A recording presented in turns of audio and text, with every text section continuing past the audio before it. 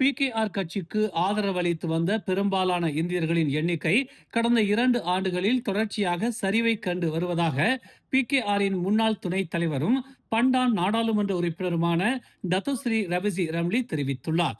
கடந்த பொது தேர்தலில் 85 விழுக்காட்டுக்கும் மேலான இந்தியர்கள் பக்காத்தான் தலைமையிலான கூட்டணிக்கு ஆதரவளித்திருப்பதாக பலரும் கருத்துகள் தெரிவித்தாலும், மடானி ஆட்சியில் குறிப்பாக கடந்த 2 ஆண்டுகளில் 38 விழுக்காடு இந்தியர்கள் மட்டுமே PKR கட்சியை ஆதரிப்பதாக அவர் சுட்டிக்காட்டினார். பெரும்பாலான இந்தியர்கள் காலம் காலமாக பரிசானுக்கு வழங்கி வந்த ஆதரவை பக்காத்தானை நம்பியதால் ஆதரவை பக்காத்தானுக்கு வழங்கி வந்தனர். பெரும்பாலான இந்தியர்கள் வெளிப்படையாக பெரிக்காத்தானுக்கு எதிர்ப்பை தெரிவித்தும் வருகின்றனர். பரிசானும் வேண்டாம், பெரிக்காத்தானும் வேண்டாம் என்கிற மனப்பான்மையில் இருந்த இந்தியர்கள் இப்போது பக்காத்தானும் வேண்டாம் என்கிற மனநிலைக்கு கடந்த 2 ஆண்டுகளில் வந்துள்ளனர். PKRக்கு இது தேர்தலில் பின்னடைவை சந்திக்கும் என்று டத்தோஸ்ரீ ரவிசி ரம்லி எச்சரித்துள்ளார்.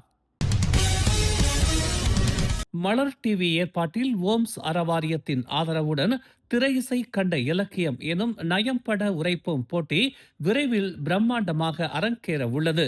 இப்போட்டியில் பங்கேற்க திரையில் காணும் QR குறியீட்டை ஸ்கேன் செய்யுங்கள் அல்லது திரையில் காணும் எண்களுக்கு அழைக்கலாம். பங்கேற்பாளருக்கான கட்டணம் 50 ரிங்கிட் என்பது குறிப்பிடத்தக்கது. தமிழ் திரையிசை பாடல்களில் சங்க இலக்கிய செய்யுளை பயன்படுத்தி இருக்கும் பாடல்களை அடையாளம் கண்டு அதனை விளக்கத்தோடு நயம்பட உரைப்போருக்கு 5000 ரிங்கிட் முதல் பரிசு மற்றும் தங்கப் பதக்கமும் வழங்கப்படும்.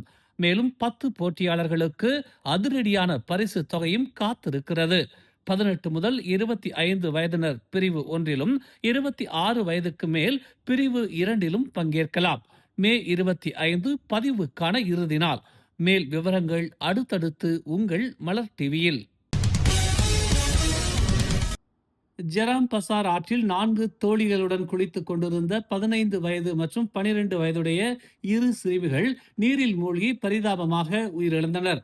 நேற்று பிற்பகல் 3:10 மணிக்கு பொதுமக்களிடம் இருந்து அவசர அழைப்பை பெற்றதும் சம்பவ இடத்திற்கு விரைந்து நீரில் மூழ்கிய இரு சிறுமிகளை உயிருடன் மீட்டதாகவும், மேலும் இருவர் பலத்த நீரோட்டத்தில் அடித்துச் செல்லப்பட்டதாகவும் திரங்கானு மீட்புத்துறை அதிகாரி பஹாரும் ஹசீம் தெரிவித்தார். 14 மீட்புத்துறை அதிகாரிகளுடன் சுமார் 3 மணி நேர தேடுதலுக்கு பின்னர் இரு சிறுமிகளின் உடலும் சடலமாக மீட்கப்பட்டதாக தெரிவிக்கப்பட்டுள்ளது. உயிரிழந்தவர்கள் 15 வயதுடைய நூர் அஃபீகா ஷகீரா 50 மீட்டர் தூரத்தில் 7 மீட்டர் ஆழத்திலிருந்து மீட்கப்பட்டதாகவும், 12 வயது நூர் ஷகீலா ஷகீரா 75 மீட்டர் தூரத்தில் 12 மீட்டர் ஆழத்திலிருந்து மீட்கப்பட்டதாகவும் தெரிவிக்கப்பட்டுள்ளது. சீன நாட்டவர்களின் குடியுரிமை விண்ணப்பங்களை தன்னிச்சையாக அங்கீகரிப்பதாக கூறப்படும் குற்றச்சாட்டுகளை உள்துறை அமைச்சர் சைஃபுடின் நசித்தியோன் இஸ்மாயில் மறுத்துள்ளார். மேலும் அவை அவதூறு என்றும் அவர் விவரித்துள்ளார். தவறான கதைகளால் மக்கள் எளிதில் ஏமாற வேண்டாம் என்றும், நம்பகமான ஆதாரங்கள் மூலம் உண்மைகளை எப்போதும் சரிபார்க்க வேண்டும் என்றும் அவர் வலியுறுத்தினார். உள்துறை அமைச்சராக தனது பதவிக்காலம் முழுவதும் இந்த உண்மைகளை ஆதார தரவுகளுடன் நாடாளுமன்றத்திலும் ஊடக சந்திப்புகளின் போதும் பல முறை விளக்கி உள்ளதாக அவர் தெரிவித்தார். ஒவ்வொரு விண்ணப்பமும் கூட்டரசு அரசியலமைப்பு சட்டம் மற்றும் கடுமையான பாதுகாப்பு சரிபார்ப்புக்கு உட்பட்டது என்று அவர் கூறினார். மேலும் குடியுரிமை விண்ணப்பங்களை அங்கீகரிக்கும் செயல்முறை எந்த ஒரு கட்சியின் அரசியல் நோக்கத்திற்காகவும் மேற்கொள்ளப்படவில்லை என்றும் அவர் கூறினார்.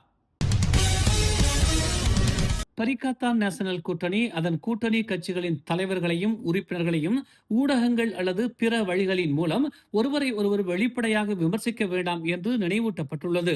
எந்த ஒரு அதிருப்தியையும் கலந்தாலோசனை மூலம் விவாதித்து முடிவெடுப்பதற்காக பரிக்காத்தான் நேஷனலிடம் கொண்டு வருவதற்கு முன்பு அந்தந்த கட்சி வழிகள் மூலமாகவே தெரிவிக்க வேண்டும் என்று பரிக்காத்தான் நேஷனலின் பொதுச் செயலாளர் டத்தோஸ்ரீ தக்யுடின் ஹசான் தெரிவித்துள்ளார்.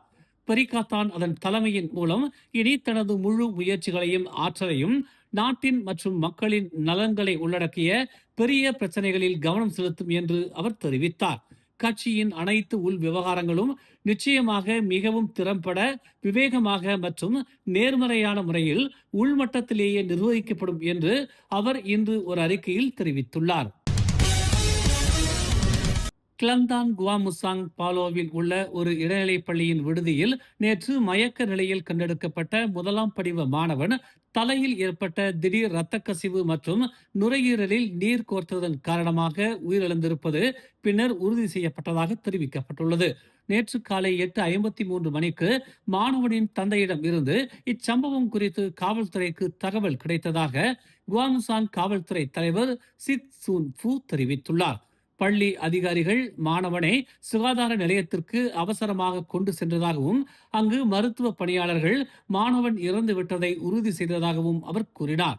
குவாமுசாங் மருத்துவமனையில் பிற்பகல் 3:30 மணிக்கு பிரேத பரிசோதனை மேற்கொள்ளப்பட்டதாகவும் அவர் தெரிவித்தார். மேலதிக பரிசோதனையில் எந்த குற்ற செயல்களும் கண்டறியப்படவில்லை.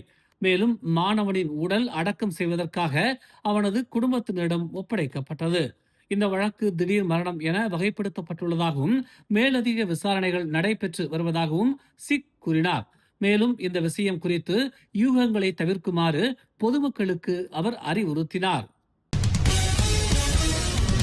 வெளிப்படையாக பேசும் குணம் கொண்டவர் என பெயர் பெற்ற முன்னாள் பிரதமர் டாக்டர் மகாதிர் முகமது தனது அரசியல் வாழ்க்கையின் தொடக்கத்திலிருந்தே மக்கள் தன்னை பற்றி என்ன நினைத்தார்கள் என்பதை பற்றி கவலைப்பட்டதில்லை என்றும் தான் சரி என்று நினைத்ததையே எப்போதும் செய்து வந்ததாகவும் குறிப்பிட்டுள்ளார். எனது மரபு என்ன என்று என்னிடம் எப்போதும் கேட்கப்படுகிறது. நான் அதை பற்றி கவலைப்படுவதில்லை. மக்கள் என்னை ஒரு சர்வாதிகாரியாக அடையாளம் காணலாம், அது அவர்களின் உரிமை. நான் சரியானதை செய்யும் வரை மக்கள் என்னை பற்றி என்ன நினைக்கிறார்கள் என்பதை பற்றி கவலைப்பட போவதில்லை என்று தொடக்கத்திலிருந்தே முடிவு செய்துவிட்டேன் என மை நேம் இஸ் மகாதிர் எனும் ஆவணப்படத்திற்காக அவர் இவ்வாறு பேசியுள்ளார். கடந்த வாரம் பெர்லினில் நடைபெற்ற ஒரு ஊடக விழாவில் ஆவண படங்களுக்கான பிரிவில் இந்த படம் வெள்ளிப்பதக்கம் வென்றது குறிப்பிடத்தக்கது. மேலும் செய்திகளை தெரிந்து கொள்ள தமிழ் மலர் இணையதளம், தமிழ் மலர் செயலி மற்றும் மலர் டிவி யூடியூப் சேனலை வலம் வாருங்கள். எங்களோடு இணைந்திருக்க மலர் டிவியை பதிவு செய்து கொள்ளுங்கள். உறவுகள் மகிழ்ந்திட விருப்பம் மற்றும் பகிர்வு சேவையை சொடுக்கிடுங்கள்.